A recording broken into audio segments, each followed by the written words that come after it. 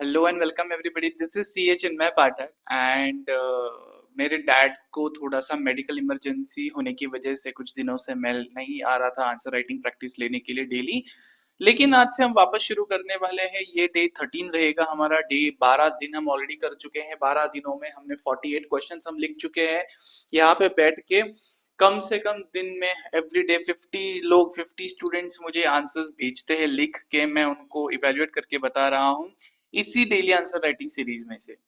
तो मेरी आप सब लोगों से रिक्वेस्ट है कि जितने भी नए लोग हैं जो फर्स्ट टाइम इस चीज को देख रहे हैं, आप अभी से शुरू कीजिए, चलेगा। लेकिन आंसर लिख के चेक करने के लिए भेजा करिए।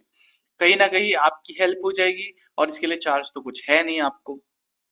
तो विदाउट वेस्टिंग एनी टाइम शुरू करता हूं मैं।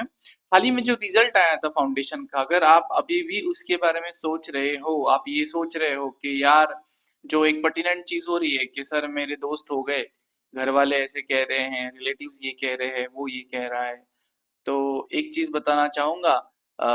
सबसे बड़ा रोग क्या कहेंगे लोग। तो लोग क्या कह रहे हैं, क्या कहेंगे, ये सब सोचे बिना अपने आप को खुद ही लेके चलना पड़ता है। जरूरी नहीं कि हमेशा किसी का सहारा मिले। बहुत बार हमें खुद ही चलना पड़ता है, अकेले इस रास्ते को, इस सफर को काटना पड़ता है। तो उतनी क्षमता आप लोगों में है, इसलिए आपको जीवन मिला है, उसका सदुपयोग कीजिए, उसको सही जगह पे यूटिलाइज कीजिए और बिना किसी भी रुकावट के बिंदास होके अपने प्रिपरेशन में वापस लग जाइए। Let's start. क्वेश्चन 49 जो आपके सामने है, describe time and place of performance of the promise. Indian contract unit 4 का क्वेश्चन है सर। ये पूछता है हमको कि जब भी कोई प्रॉमिस किया जाता है कि मैं आपके लिए ये करूंगा या ये करूंगी, तो उसके टाइम एंड प्लेस के बारे में थोड़ी सी जानकारी हमें दीजिए। तो सेक्शन 48 49 ऐसे जो सीरीज में सेक्शंस है, वो सेक्शंस इसके बारे में कहते हैं। आइडियली जब भी दो लोगों के बीच में कॉन्ट्रैक्ट होता है तो ये डिसाइडेड होता है कि किस दिन पे उसे परफॉर्म करना है, कौन परफॉर्म करेगा, क्या टाइम पे परफॉर्मेंस है, सब कुछ डिसाइडेड होता है। लेकिन बहुत सारी चीजों में ये नहीं होगा। जैसे आप मान लीजिए आपके ग्रोसरी स्टोर वाले के पास आप चले गए और आपने उनको कहा कि अंकल हमें 10 किलो गेहूं चाहिए। तो वो आपको पूछेगा कब चाहिए, लेकिन मान लो उसने नहीं पूछा और आपने एडवांस देके आप चले गए, तो इस केस में कॉन्ट्रैक्ट तो हो गया, लेकिन परफॉर्म वो कब करेगा? क्या आपने उसको कॉल करना है गेहूं आज चाहिए इसके लिए, या वो खुद ही लाके देगा? मतलब ये सब क्लैरिटी नहीं है। तो ये क्लैरिटी देने के लिए कुछ सेक्शंस आ जाते हैं। सीरीज में सेक्शंस है 46 47 48 49 एंड 50। 5 सेक्शंस है। एकदम आसानी से कहते हैं, देखो जब डिसाइडेड है ना इस दिन पे इस टाइम पे ये कॉन्ट्रैक्ट होने वाला है, तो वो उसी में होगा। जब टाइम लिखा हुआ नहीं है कि कितने दिनों में होना चाहिए, तो रीजनेबल टाइम में होना चाहिए। रीजनेबल का क्या मतलब है? अब उनसे गेहूं मांग रहे हो, वो 1 साल बाद डिलीवर कर रहे, चलेगा क्या? नहीं चलेगा। तो उसने 2 दिन, 1 दिन, 3 दिन में डिलीवर कर देना चाहिए, तो रीजनेबल टाइम हुआ। सर कौन से मोमेंट पे करना है, मतलब दिन में, वो रात को 11 बजे आपके घर पे आएगा, चलेगा क्या? नहीं। जो यूजुअल आवर्स ऑफ बिजनेस होते हैं उसमें होना चाहिए। ये कब की बातें कर रहा हूँ? जब डिसाइडेड ही नहीं है कि कब कॉन्ट्रैक्ट एग्जीक्यूट होगा, कब कॉन्ट्रैक्ट परफॉर्म होगा। तो यूजुअल आवर्स ऑफ बिजनेस जो होते हैं 11 सुबह 10 से लेके शाम के 6 बजे तक का, उसमें उसने करना चाहिए। जगह है नहीं पता, तो सर आप रास्ते से जा रहे हो, उसने आपको आवाज दिया भाई भाई इधर आओ और लेके जा, चलेगा क्या? नहीं। प्लेस कौन सा होना चाहिए? तो एक रीजनेबल प्लेस होना चाहिए, अप्रोप्रिएट प्लेस होना चाहिए। आपका घर होना चाहिए, या जहाँ पे ये 10 किलो गेहूं लग सकते हैं वहां पे होना चाहिए, depending upon the situation. And किस मैनर में होना चाहिए? वो लेके आएगा, अपने सर पे रख के लेके आ रहा है और बोल रहा है दे हमारी दे मुझे 50 रुपए 1000 रुपए जो भी है, मैं लेके आया इतना सब, तो यार ऐसे नहीं चलता। एक रीजनेबल मोड होना चाहिए डिलीवरी का। टू व्हीलर पे लेके आया है, कोई बड़ी गाड़ी है, गाड़ी में लेके आया, वॉट एवर इट में। तो ये सेक्शन 50 बोलेगा कि मोड क्या होगा। सेक्शन 46 तो एकदम आसानी से बताएगा कि जब भी किसी कॉन्ट्रैक्ट के परफॉर्मेंस के लिए टाइम बताया नहीं गया है, तो रीजनेबल टाइम में परफॉर्म कर दीजिए। आपने सिर्फ बोला अंकल गेहूं दे देना, तो दे देना बोल दिया, कब देना है पता है, तो रीजनेबल टाइम 2 दिन 3 दिन में हो जाना चाहिए। सेक्शन 47 आ जाता है, वो बोलता है कि अगर कॉन्ट्रैक्ट में स्पेसिफिकली लिखा है कि इस दिन पे होना चाहिए, तो उसी दिन पे वो परफॉर्म होना चाहिए। और अगर टाइम नहीं लिखा हुआ है उसमें, तो उस केस में बिजनेस के जो यूजुअल आवर्स रहते हैं सुबह से 10 बजे से लेकर शाम के 6 बजे तक, उसमें वो परफॉर्म हो जाना चाहिए। उसके बाद आता है सेक्शन 40। वो कहेगा कि एक दिन डिसाइडेड जरूर है लेकिन ये नहीं है कि आपने कॉल नहीं करना है उसको, without application of the promise ही बोलते हैं उसको। मतलब आपको कॉल करके नहीं बताना है उसको कि अंकल आज ला के दो, उस दिन पे उसने खुद से ला के देना है।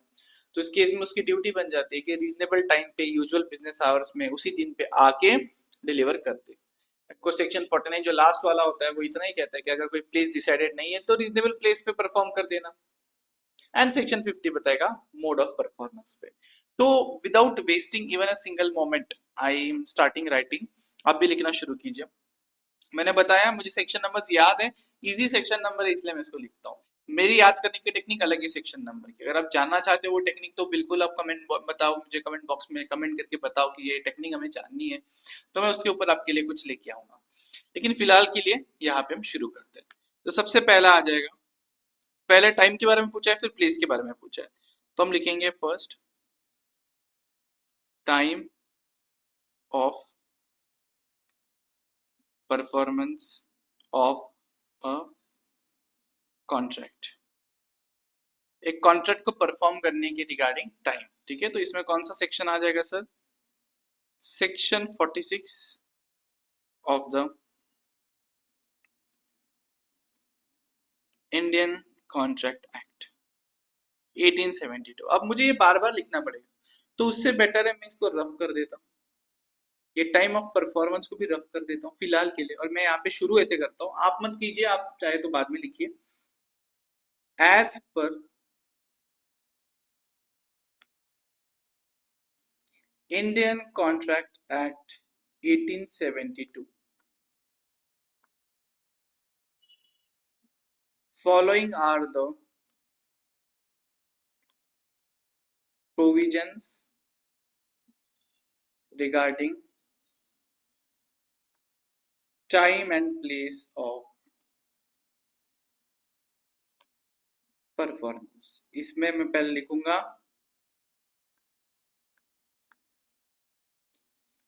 Time of performance section 46। समझे? तो अब मुझे बार बार सेक्शन के आगे इंडियन कॉन्ट्रैक्ट लिखना नहीं पड़ेगा, मैं इसमें लिखूंगा 46 कहता है टाइम नहीं बताया, रीजनेबल टाइम परफॉर्म करो। Where no time has been specified in the contract for performance, the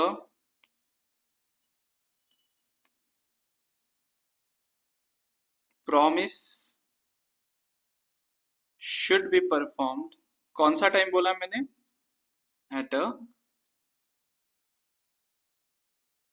reasonable time. Sir ये रीजनेबल क्या होता है? ये हर एक केस के ऊपर डिपेंड करता है। आप किसी से गाड़ी मंगवा रहे हो, गाड़ी खरीद रहे हो, तो डिलीवरी का रीजनेबल टाइम 1 महीना 2 महीने भी हो सकता है। लेकिन आप किसी से खाना मंगवा रहे हो, जोमेटो से खाना मंगवा रहे हो, तो रीजनेबल टाइम 15-20 मिनट, आधा घंटा 1 घंटा हो सकता है, उससे ज्यादा नहीं हो सकता। तो ये हो गया फर्स्ट थिंग जो मैं बताना चाहता, तो मैं इसको ऐसा लाइन मारूंगा। सेकंड हो गया अभी प्लेस के बारे में। अब हम प्लेस और जो दिन में कब, डे आवर बेसिकली, तो हम लिखेंगे day oblique our and place of performance. तो इसमें सेक्शन 46 के आगे स्टार्ट होंगे। सबसे पहले आएगा सेक्शन 47। 47 आसानी से सिर्फ इतना कहेगा कि अगर किसी दिन को फिक्स किया है, certain day has been fixed, तो उस दिन पे आप करिए, लेकिन टाइम नहीं पता तो यूजुअल बिजनेस आवर्स जो रहेंगे उसमें आप करिए। ठीक है, प्लेस डिसाइडेड है, डे डिसाइडेड है, सिर्फ टाइम नहीं पता तो यूजुअल टाइम बिजनेस आवर्स में आप करिए, लेकिन डे पे करना है, तो हम लिखेंगे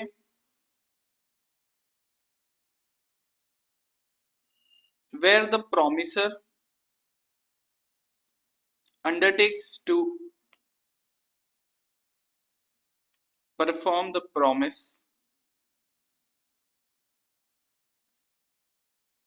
on a certain day। Underline करेंगे, यही कीवर्ड है ना यहाँ पे, on a certain day he may perform it on the specified day and specified place, जिस जहां पे डिसाइडेड है वहां पे वो परफॉर्म कर सकता है ड्यूरिंग, सबसे important, during usual hours of business, usual hours of business में करना चाहिए।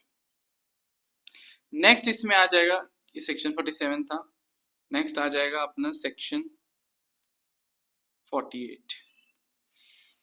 तो सेक्शन 48 वो यही बोलेगा कि अगर कुछ भी डिसाइडेड नहीं है या फिर उल्टा उल्टा आप मंगाओगे तब परफॉर्म होगा। जब प्रॉमिस ही बताएगा कि सर मुझे गेहूं दीजिए तब वो गेहूं देगा, जब प्रॉमिस ही बताएगा सर मुझे गाड़ी दीजिए तब गाड़ी देगा, ऐसा कुछ है, एट द एप्लीकेशन है। तो यहाँ पे मैं सेक्शन 48 में उल्टा बोलूंगा, मैं बोलूंगा कि एप्लीकेशन नहीं करने वाला प्रॉमिस ही अपने आप अपने बुद्धि से करना है जिस दिन पे करना है। तो यहाँ पे हम कहेंगे कि प्रॉपर प्लेस आप डिसाइड कीजिए, यूजुअल बिजनेस आवर्स में आप कर दीजिए, लेकिन डे फिक्स्ड है, मंडे को डिलीवरी चाहिए सर, लेकिन मैं आपको कॉल नहीं करूंगा। तो मंडे को डिलीवरी करनी है तो जगह और टाइम आप आपके हिसाब से फिक्स कीजिए, मतलब रिजनेबल होना चाहिए, लेकिन जो डे होगा वो फिक्स रहेगा। तो यहाँ पे ऊपर जो था ना डे फिक्स था, लेकिन यहाँ पे हमारा ये जो रहता है ना क्या बोलते हैं उसको, टाइमिंग फिक्स नहीं था। टाइमिंग मतलब hours of the business fix नहीं थे। सेक्शन 48 में क्या रहेगा, यहाँ पे हमारा डे फिक्स है, लेकिन प्रॉमिस ही बुलाने वाला है, प्रॉमिस ही कॉल करेगा तब, जो वाला कंडीशन है वो नहीं है यहाँ पे, मतलब क्या एप्लीकेशन ऑफ प्रॉमिस ही नहीं है। ठीक है, तो 49 इसका उल्टा रहेगा, ये रहेगा एप्लीकेशन ऑफ द प्रॉमिस ही रहेगा। ठीक है, तो मैं यहाँ पे बात करूंगा सेक्शन 48 में, हम लिखेंगे ठीक है, इफ एप्लीकेशन का मतलब सिर्फ इतना होता है कि हम सामने वाले को कॉल करके बताएंगे कि आप हमें आज डिलीवर कर दीजिए, आप परफॉर्म कर दीजिए। ठीक है, so if a promise is made, promise किया हुआ है किस दिन पे परफॉर्म करने के लिए, perform on a certain day, day fix है हमारा। ठीक है, and the promiser has undertaken to perform the promise without application by promisee, promisee बुलाए नहीं बुलाए फर्क पड़ता नहीं है, हम विदाउट एप्लीकेशन बाय प्रॉमिसी पे परफॉर्म करने वाले, तो वो परफॉर्म जरूर करेगा जिस दिन पे स्पेसिफाइड प्लेस पे, जहां पे सर्टेन डे स्पेसिफाइड डे पे हुआ है वहीं पे करेगा। प्रॉपर प्लेस उसको ढूंढनी चाहिए, टाइम रिजनेबल होता है, प्लेस प्रॉपर होती है, और आवर्स यूजुअल बिजनेस आवर्स होंगे। तो हम लिखेंगे it is the duty of the promiser to perform the promise at a proper place and during usual hours of business। ये अगर आपको क्लियर है तो हम आगे चलेंगे सेक्शन 49 पे। नीचे जगह ही नहीं दिख रही मुझे तो। ठीक है, सेक्शन 49, सेक्शन 49 कहेगा अगर आपने कोई जगह फिक्स नहीं करी तो रीजनेबल प्लेस पे परफॉर्म कर देंगे। If no place has been specified for performance, then कौन करेगा, प्रॉमिसर। प्रॉमिसर क्या करेगा, उसको क्या बोलते हैं रीजनेबल प्लेस पे परफॉर्म करेगा। लेकिन ये रीजनेबल प्लेस क्या होगी, अब आपके ग्रोसरी वाले को कैसे पता है कि आपकी रीजनेबल प्लेस कौन सी है, तो वो आपको अप्लाई करेगा, मतलब वो पूछेगा, वो कॉल करेगा कि भाई कहाँ पे करे, तो ये उसकी ड्यूटी है। Then it is the duty of the promiser to apply to the promisee for appointment of a reasonable place. इसको अंडरलाइन करना है, मेरे पे जगह नहीं है तो मैं नहीं कर पा रहा हूँ। इसको अंडरलाइन करना है, अप्लाई करना है अपॉइंटमेंट। ठीक है, इसके बाद एक लास्ट चीज आएगी यहाँ पे, मैं इसको नीचे कर लेता हूँ।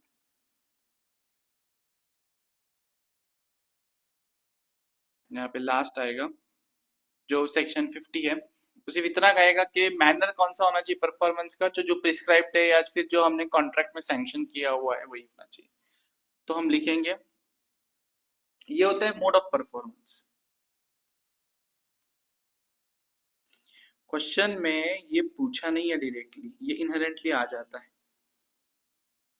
सेक्शन 50 कहता है performance should be made in a manner जो कॉन्ट्रैक्ट में प्रिस्क्राइब्ड है या फिर सैंक्शन है। तुम लिखेंगे promise should be performed in a manner or at time prescribed oblique sanctioned by promise। ठीक है, that's it for this question. Theory question है, इतना कुछ नहीं है इसमें डिटेल में जाने जैसा। जितना रेगुलरली जितना जाना चाहिए उतना डिटेल में जा चुका हूँ। बाकी का तो रेगुलर क्लासेस में हम इसको बहुत डिटेल में डिस्कस करते हैं। नेक्स्ट क्वेश्चन आ जाता है, सर इम्पॉसिबिलिटीज के टाइप्स बताइए। दो ही इम्पॉसिबिलिटीज होती है, एक इनिशियल इम्पॉसिबिलिटी जो कॉन्ट्रैक्ट की शुरुआत से थी, या तो किसी को पता थी या दोनों को पता थी या किसी को भी नहीं पता थी, शुरुआत से थी।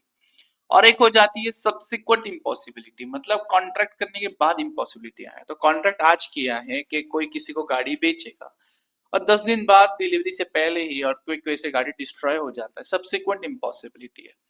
लेकिन मैं आज किसी के साथ कॉन्ट्रैक्ट कर रहा हूँ कि सामने वाला मुझे एक 10 किलो गेहूं देने वाला है, लेकिन उसको पता ही नहीं है कि उसके जो चूहे ने पूरे गेहूं खराब कर रखे हैं। तो इस केस में इसको हम कहेंगे initial impossibility.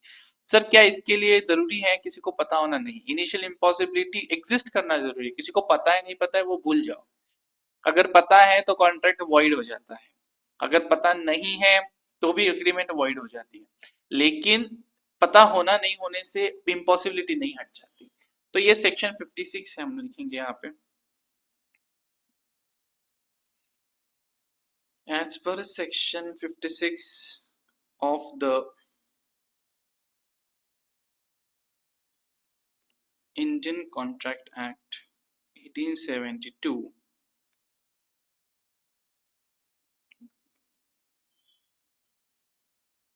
following types of impossibilities exists। इसमें पहला मैं बताऊंगा इनिशियल इम्पॉसिबिलिटी। लिखेंगे यहाँ पे impossibility that exists at the time of entering into contract is called initial impossibility। ठीक है, यहाँ पे सिर्फ हमें थोड़ा सा ब्रीफ करना है कि किसी को पता होगा तो क्या होगा, नहीं पता होगा तो क्या होगा। तो हम इसमें लिखेंगे ए, इफ नोन टू पार्टीज, दोनों को पता था गेहूं नहीं है तो कॉन्ट्रैक्ट बनेगा ही नहीं। तो हम लिखेंगे अग्रीमेंट इज वर्ड, कॉन्ट्रैक्ट तो बना ही नहीं, दोनों को पता है ना। किसी एक को पता है, या फिर यहाँ पे लिखेंगे दोनों को नहीं पता है, इफ अननोन टू बोथ। तो यहाँ पे कॉन्ट्रैक्ट तो बन चुका है लेकिन उसको वॉइड करार कर देंगे, वॉइड एब इनिशियो। और तीसरा किसी एक को ही पता है, if known to one person only, या फिर वन पार्टी, एक ही पार्टी को पता है। तो इस केस में जिसको नहीं पता है उसको आपको कंपेंसेशन देना पड़ेगा। Is entitle for compensation due to loss. जितना लॉस होगा उसका कंपेंसेशन आपको देना पड़ेगा, क्योंकि आपको पता होने के बावजूद आपने कॉन्ट्रैक्ट में एंटर किया।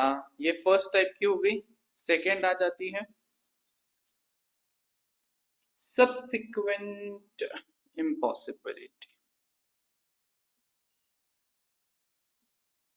सब्सिक्वेंट इम्पॉसिबिलिटी में क्या आएगा पता है? हम लिखेंगे if,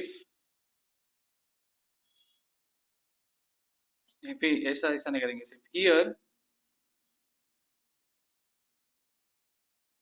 impossibility occurs after entering into contract।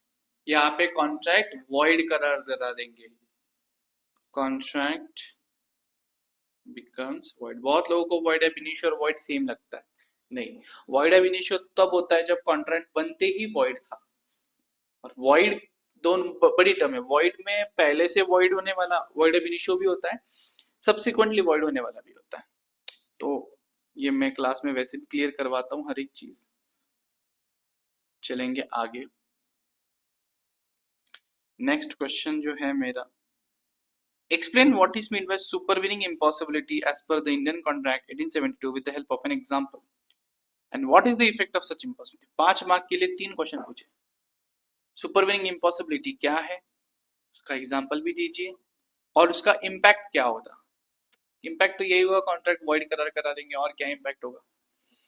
लेकिन देखो ना, 2021 में आया हुआ क्वेश्चन है, छोटा सा क्वेश्चन है, लेकिन हमसे एग्जाम्पल मांग रहा है। अब एग्जाम्पल सही बनाते आना चाहिए, तो सर ये एग्जाम्पल कैसे बनाएंगे हम लोग?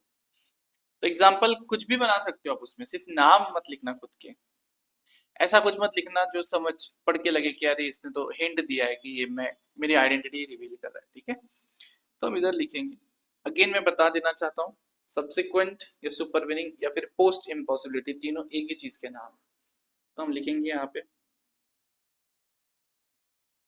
Subsequent oblique supervening impossibility. इसमें क्या होता है, कॉन्ट्रेक्चुअल इम्पॉसिबिलिटी कब आती है? जब कॉन्ट्रैक्ट बन जाता है उसके बाद आती है। कॉन्ट्रैक्ट वॉइड हो जाता है, डिस्चार्ज हो जाता है, और अगर किसी पार्टी को कुछ बेनिफिट मिला है तो उसको वो रिफंड करना पड़ता है, रिस्टोर करना पड़ता है। तो हम लिखेंगे contractual impossibility that occurs after entering into the contract। Contract में एंटर करने के बाद आता है, ठीक है। तो यहाँ पे हम दूसरी चीज यहाँ पे हम लिखने वाले हैं, कॉन्ट्रैक्ट हियर, ये इसका इफेक्ट है। The contract becomes void and stands discharged if any party has accrued any benefit, then it must be restored। देखो तीनों चीजों का आंसर लिखते, सिर्फ इलस्ट्रेशन बाकी है। इलस्ट्रेशन लिखूंगा मैं यहाँ पे। इलस्ट्रेशन में मैं क्या लिखूंगा कि चलो यहाँ पे लिखता हूँ, ए enters into a contract with B for sale of oil through cargo ship। A gave 5 lakhs rupees 5 lakhs as advance to B। During shipment the cargo ship broke and submerged into the sea. हम लिखेंगे here the contract is void now due to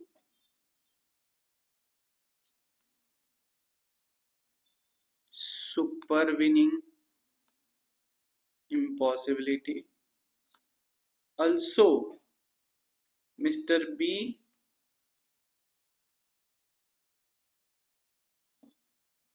refund the advance of rupees 5 lakhs to Mr. A. देखो ऐसे लिखना होता है ये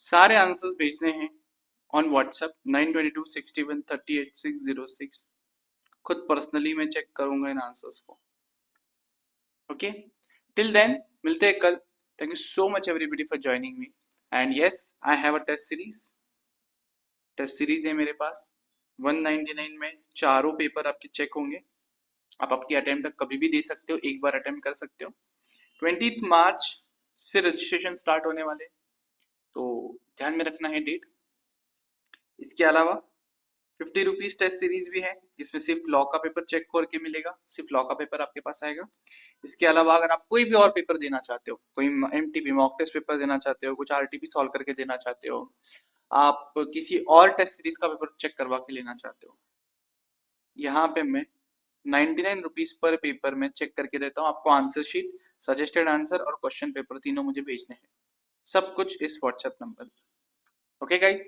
thank you so much everybody thank you